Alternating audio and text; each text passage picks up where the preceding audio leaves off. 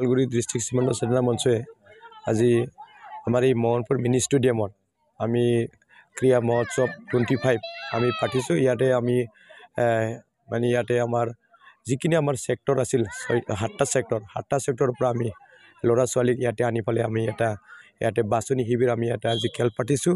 আজি আৰু কালি আমি ইয়াতে খেল পাতিম। ইয়াৰ পৰা আমি বিভিন্ন খেলত আমি ইয়াতে সিলেকশ্যন কৰি পেলাই আমি গুৱাহাটীত সৰুজে ষ্টেডিয়ামত ষ্টেট লেভেলত আমি খেলিবৰ কাৰণে এহেঁতক লৈ যাম।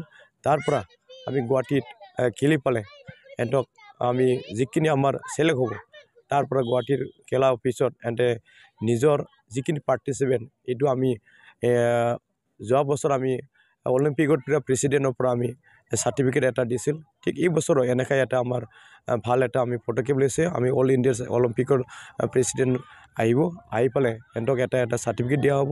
আৰু এই সাৰ্টিফিকেট কাৰণ আমাৰ এহেঁতৰ এটা প্ৰমাণপত্ৰ হিচাপে আমাৰ যিখিনি আমাৰ এই স্পৰ্টছত যদি এহেঁতে ইণ্টাৰভিউ দিয়ে তেতিয়া এহেঁতৰ অলপ মানে এহেঁতৰ সহায় হ'ব। আৰু আমাৰ উদ্দেশ্যটো আছিল আমাৰ বৰ্ডাৰ অঞ্চলৰ ল'ৰা ছোৱালী যিখিনি আছে এহেঁতক আমি এহেঁতৰ টেলেণ্টটো আনি পেলাই আমি এটা ভাল এটা প্লেটফৰ্ম দিয়া। তাৰ কাৰণে আমি প্ৰত্যেক আমি বৰ্ডাৰ ওচৰত থকা গাঁওবিলাকৰ পৰা আমি ল'ৰা ছোৱালীবিলাক আনি পেলাই আমি এনেকৈ এটা স্পৰ্টছৰ ক্ষেত্ৰত আমি এৱাৰনেছ দি পেলাই আমি ভাল এটা আমি পদক্ষেপ লৈছোঁ। আৰু আমি এইটো সীমান্ত চেতনা পূৰ্বতৰে প্ৰত্যেক বছৰে আমি এনেকুৱা খেল শিবিৰ পাতে আৰু আমি এনেকৈ ষ্টেটৰ লেভেলৰ আমি খেলি পেলাই ল'ৰা ছোৱালীক এনেকৈ উৎসাহৰ কাৰণে আমি প্ৰগ্ৰামবিলাক পাতি আছোঁ। আমাৰ ভৱিষ্যত এইটোৱে আমি যিহেতু আমাৰ যিকোনো বৰ্ডাৰ অঞ্চলত থকা ল'ৰা ছোৱালী যিখিনি আমাৰ মেধাৱী আছে এহেঁতক আমি প্লেটফৰ্ম দিবৰ কাৰণে এইবিলাক শিবিৰটো আমি বনাইছোঁ। আৰু আমি ষ্টেট লেভেলৰ আমি এহেঁতক কম্পিটিশ্যন পাতি পেলাই তাৰ পৰা আমি চিলেকশ্যন কৰি পেলাই এহেঁতক আৰু আমি ভাল এটা মানে ক্লাবত বা আমি এটা মানে ভাল এটা মানে স্পৰ্টছ এছ'চিয়েশ্যনত দি পেলাই আমি এই ল'ৰা ছোৱালীক আমি এহেঁতক ভৱিষ্যতৰ কাৰণে আমি এইবিলাক আগবাঢ়ি আছোঁ। তাৰ কাৰণে আমাৰ উদ্দেশ্য আছিল আমাৰ বৰ্ডাৰ অঞ্চলত থকা ল'ৰা ছোৱালীৰ যিখিনি মেধাৱী আছে এহেঁতৰ যিখিনি টেলেণ্ট এইবিলাক টেলেণ্টবিলাক আমি আনিবৰ কাৰণে আৰু দেখাবৰ কাৰণে আমি ষ্টেট লেভেলত এহেঁতক খেল পাতি আছোঁ। আমি সীমান্ত চেতনা মঞ্চে এইটোৱে এটা আমি ল'ৰা ছোৱালীক আমি ভৱিষ্যত বনাবৰ কাৰণে যিহেতু আমি স্পৰ্টছত আমাৰ বৰ্ডাৰ অঞ্চলত থকা ল'ৰা ছোৱালীবিলাক বিভিন্ন খেলত আমি বহুত জানে কিন্তু এহেঁতৰ টেলেণ্টটো আমি দেখাবৰ কাৰণে জেগা পোৱা নাছিল। আৰু এইটো বৰ্তমান আসামত বৰ্তমান ফ'ৰ্চ ডিপাৰ্টমেণ্টৰ পৰা পুলিচে হওক আৰ্মিয়ে হওক দৌৰিবৰ কাৰণে বহুত মানে চাকৰি ওলাইছে। কিন্তু এইবিলাকৰ ফিজিকেল ফিটনেছটো আনিবৰ কাৰণে আমি এইবিলাক এৱাৰনেছ লোৱাৰ কাৰণে আমি সীমান্ত চেতনা মঞ্চ প্ৰত্যেক বছৰৰ পৰা আমি লৈ আছোঁ। আৰু আমি যিমান পাৰে আমি বৰ্ডাৰ অঞ্চলৰ ল'ৰা ছোৱালীবিলাকক আমি এনেকৈ মানে ভাল এটা ৰাস্তাত আনি পেলাই এহেঁতৰ আত্মা সম্পৰ্কে এহেঁতৰ যিখিনি আমাৰ টেলেণ্ট এইবিলাক টেলেণ্টৰ প্ৰতি এহেঁতে মানে নিজৰ দেখাবৰ কাৰণে আমি এইবিলাক ৰাস্তাবিলাক আমি লৈ আছোঁ। কিমানমান খেলুৱৈ এইবাৰ অংশগ্ৰহণ কৰিছে আৰু তেওঁলোকৰ মনৰ কথাবোৰ কেনেকৈ? আজি আমাৰ ইয়াতে আজি 200জন আমি খেলুৱৈ আহিছোঁ।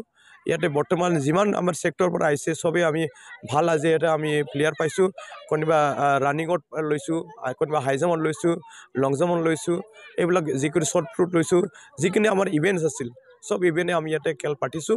আৰু আমি ইয়াতে ভাল এটা আমি ওদালগুৰিৰ পৰা আমি গুৱাহাটীত লৈ যাই পেলাই আমাৰ এটা ভাল এটা আমি মেডেল পাম বা আমি জিকিম এইটো হিচাপে আমি আশা কৰি আছোঁ। আমি ভাল প্লেয়াৰ পাম বুলি আমি ওদালগুৰিৰ পৰা আশা কৰি আছোঁ। শেষ অহাকালি আমাৰ শেষ হ'ব।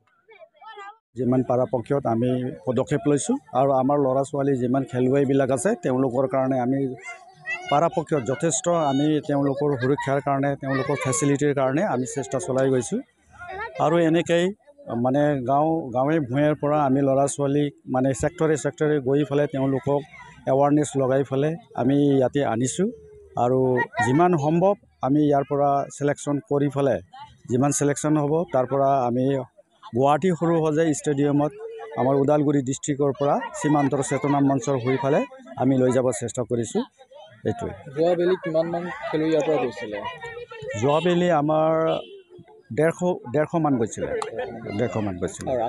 আমাৰ সীমান্ত চেতনা মঞ্চ পূৰ্বতৰ পৰা আমি অসমৰ পৰা যিমান মানে চিলেকশ্যন হৈ যায় আৰু দুখীয়া ল'ৰা ছোৱালীবিলাকৰ কাৰণে আমি এটা মঞ্চৰ হৈ আমাৰ NGO সীমান্ত চেতনা মঞ্চৰ পৰা তেওঁলোকক যিমান যি পাৰিম আমি ৰাষ্ট্ৰীয় খেলুৱৈলৈ আমি এটা সহায় সহযোগ আমি আগবঢ়াইছোঁ। চৰকাৰৰ ফালৰ পৰা এতিয়ালৈ তেনেধৰণৰ নাই, কিন্তু আমি আলোচনা বিলোচনা কৰি পেলাই সেইটো আমি কৰাইছোঁ